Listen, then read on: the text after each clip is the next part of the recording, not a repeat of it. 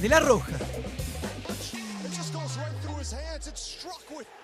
Y como lo veníamos comentando, empiezan los análisis post-elecciones acá en nuestro país después de esta jornada marcada por la baja participación de los electores. Fíjense que la abstención, como ya decíamos temprano, llegó al 65%. O sea, 2 de cada 3 chilenos no concurrieron ayer a las urnas y el debate nuevamente recae sobre la antigua pregunta, ¿no? ¿Voto voluntario o voto obligatorio? Es lo que queremos conversar a esta hora junto a Jorge Mansi. Él es director de MIDE UC. Jorge, muy buenos días. Muy buenos días. ¿Qué explica, si pudiéramos darle una sola razón? Yo sé que hay múltiples, pero ¿cuál es la principal razón por la cual la gente no concurrió a votar? Yo sé que ustedes hicieron estudios hace poco, ¿no? Claro, en MIDUC hicimos la encuesta Focus Ciudadano unos meses atrás. Nosotros nos focalizamos en distintas formas de participación y evidentemente constatamos una muy fuerte relación entre el descontento con el sistema político, la sensación de que el voto no tiene influencia, con la sensación de que los políticos tienen otros intereses que el bienestar colectivo. Toda esa molestia, todo ese descontento se vuelca en una baja disposición a participar. Pero yo creo que lo que vimos ayer va más allá de eso. ¿Por qué? Jorge, Perdón, ¿por qué? Sí, hay quienes culpan también a la nueva ley. ¿Es eso también un factor que ha influido en esta baja participación? Aquí nos dicen que en comunas populares, por ejemplo, hay mucha menos información, sobre todo con la cantidad de concejales que veíamos en Maipú o en Puente Alto. Bueno, las leyes son importantes porque dan una señal de lo que la sociedad valora. ¿Qué es lo que se nos dice a los ciudadanos cuando nos dicen, usted decide si va a votar o no va a votar? Esa opción que no estaba instalada antes, los que somos mayores y crecimos con la convicción de que el acto de votar era una obligación natural asumida, y uno lo ve en muchos votantes de la tercera edad ayer que se expresaban incluso con emoción por el hecho de ir a votar. Esa sensación no está instalada en nuestra sociedad, la perdimos gradualmente por distintas razones. No es solo molestia, es una mala señal que le dimos de la sociedad a los ciudadanos. Y estamos recogiendo ahora el costo de eso. El costo es la pérdida de legitimidad, incluso después de la elección. Nunca antes nos pasaba que después de la elección la gente no tuviera dudas sobre la legitimidad de los elegidos. ¿Y ahora qué nos va a pasar? Decíamos recién, ¿no? Con el 50% de los votos, que rara vez ocurre, pero con un 35% de abstención, significa que apenas tiene garantizado menos del 20%. O sea, perdón, un 65% de abstención, un 35% de participación. O sea, en una comuna donde votó el 35% de la gente, menos del alcalde o alcaldesa que resultó electa con la mitad más uno de los votos obtiene apenas el 16, 17, 18% del total de los habilitados para votar. O sea, la legitimidad de ese alcalde igual es baja. Absolutamente.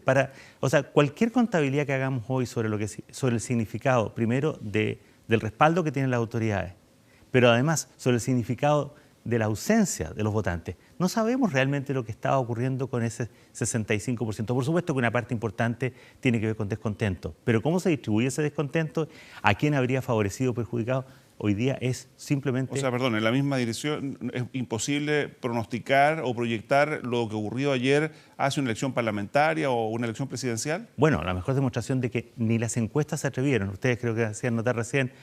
¿Qué encuestas conocimos seriamente antes de esta elección? Respecto puntualmente de resultados municipales, ninguna. Ninguna.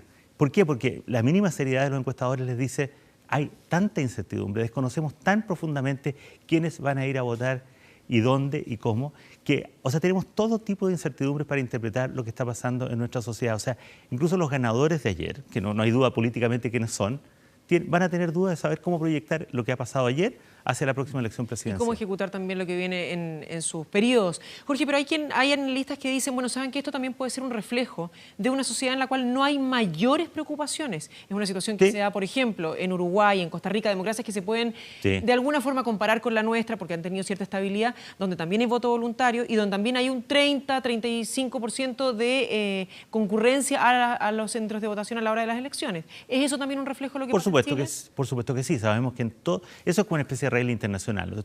En las sociedades donde las elecciones tienen una alta significación, porque puede cambiar el rumbo significativamente en la sociedad, la gente se vuelca más a votar.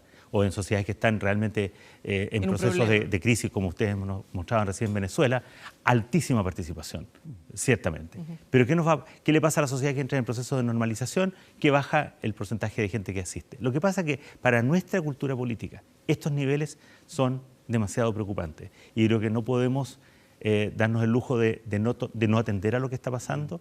Ahora, por supuesto que la obligación de votar en este momento es muy irritante, pero creo que tenemos que hacernos de verdad la pregunta. O sea, si damos un día para eso, ¿no tenemos también los ciudadanos la obligación de hacer como mínimo contrapeso de darle legitimidad a la autoridad, porque autoridad tenemos que tener. Claro, ya anoche yo conversaba justamente con algunos dirigentes políticos que me decían esto reactiva la discusión respecto del voto obligatorio, pero otro decía al lado en el debate, bueno, pero las principales democracias del mundo siguen teniendo voto voluntario y son democracias consolidadas. ¿Conviene volver al voto obligatorio? Claro, sociedades que siempre han tenido un voto voluntario no tienen el problema. El problema es que nosotros sí tenemos un problema con respecto a nuestra tradición, porque nosotros podemos ver qué nos pasaba después de las elecciones, antes que nos pasa ahora. Esta pérdida de legitimidad, bueno, veamos cómo lo procesamos durante las próximas semanas y meses. Pero yo creo que, imaginemos esta sensación el próximo año en una elección presidencial. ¿Qué no significaría que alguien ganó con el 50%, supongamos, en una elección cercana o estrecha, pero da lo mismo, puede haber sido 53%, y de nuevo tenemos menos del 40% de votantes? Sería bastante delicado. Todo el mundo estaría discutiendo sobre qué tan legítima es la autoridad que va a tener un presidente. ¿O es escenario, proclive a populismos? Totalmente. En este momento, a ver, aparte de lo que se decía, que en Santiago tenemos una cierta razón para interpretar socioeconómicamente lo que está pasando, primero tenemos una segregación socioeconómica. Comunas de más baja tasa de participación son comunas en general más pobres. Por supuesto que hay que favorecer el voto, pero ahí tenemos un problema de que la representación además no es equitativa entre grupos socioeconómicos. Y tiene que ver también hasta cuánto cuesta ir a votar, digamos, en el pasaje del Transantiago.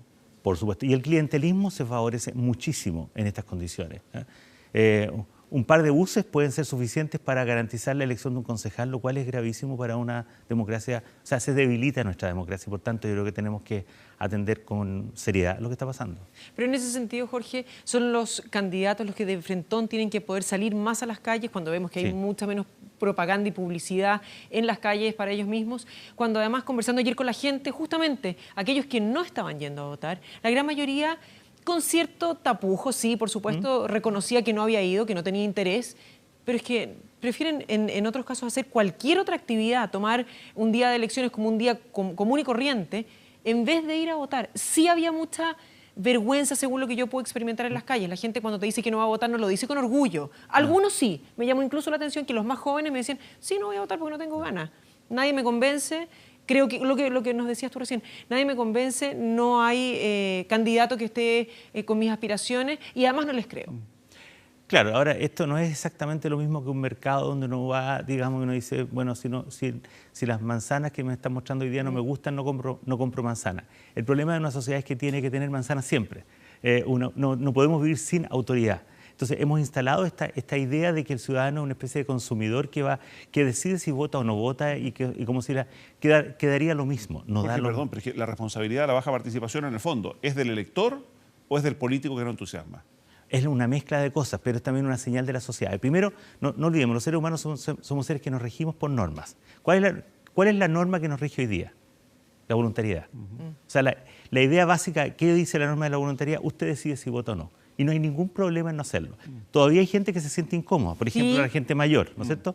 De hecho, en las encuestas internacionales, es muy interesante, después de la votación, la gente que dice haber ido a votar sobreestima eso. Hay como entre un 5 y un 10% de gente que dice que fue a votar cuando no fue a votar. Sí. ¿No es cierto? O sea, hay una sensación, la gente sabe que es algo que no le resulta cómodo no asistir. Pero no es parte de la democracia, porque claro, uno también lo vio en el Brexit, lo vio en Colombia, en el plebiscito. ¿Pero no es parte también del juego democrático? Es parte del juego democrático, pero es algo que debilita la legitimidad de las decisiones. La discusión en Colombia sobre qué significa el sí o el no cuando vota el porcentaje de gente que votó, que también allí fue sorprendentemente, porque ahí había una razón para creer que era muy importante la decisión y aún así la gente no fue, deja un sabor amargo en la sociedad, en todos. Por supuesto que los políticos tienen mucho que hacer. Pero seamos conscientes, la política no va, estas palabras que se usaban y todavía se tienden a usar como reencantar, la política no nos va a encantar nunca. La política, lo más que tenemos que aspirar es que los ciudadanos la vean como una necesidad inevitable. Pero también es tan relativo, mira lo que pasó en Valparaíso. ¿Cuánta gente se encantó con un candidato que no aparecía ni en las encuestas? Sí, pero encantar con la política es como creer que los profesores tienen que ser poco menos que magos y humoristas para ser buenos profesores. No, o sea, no es el encanto no es el entusiasmo lo que yo creo que tiene que regir esto, sino que tiene que ser una convicción profunda, instalada desde la sociedad y alimentada por los políticos, de que la participación ciudadana importa y la sociedad tiene que dar la señal correcta. Pero es que lleva a una acción. En la medida en que el ciudadano vea que su voto lleva a que un candidato cumpla con aquellas promesas que hizo, evidentemente que lo más probable es que en las próximas elecciones va a participar. No, sí, yo estoy totalmente convencido que los políticos tienen muchísimo que hacer para corregir esto. Esta sensación de alienación que tiene el ciudadano, de que vote, gane quien gane, da lo mismo, y de que su rol es solamente en el proceso eleccionario y que después los políticos se olvidan, es algo muy grave. Los políticos en Chile tienen que profesionalizar su vinculación con la sociedad, tienen que mantener un vínculo mucho más allá de las elecciones, que es algo que todavía no se instala en nuestra sociedad. O sea, hay mucho que hacer en el lado de la política, todavía. ¿Pasa por un recambio generacional o no necesariamente? Uy, yo ya no sé si el recambio generacional, porque hemos apostado por líderes más jóvenes, ha funcionado y a veces deja de funcionar. Es que la política tiene sus propias reglas y es menos encantadora, menos encantante de lo que uno... O sea, el proceso político, los ciudadanos tenemos que entender que el proceso político es complejo, las decisiones son complejas, la transparencia no lo resuelve.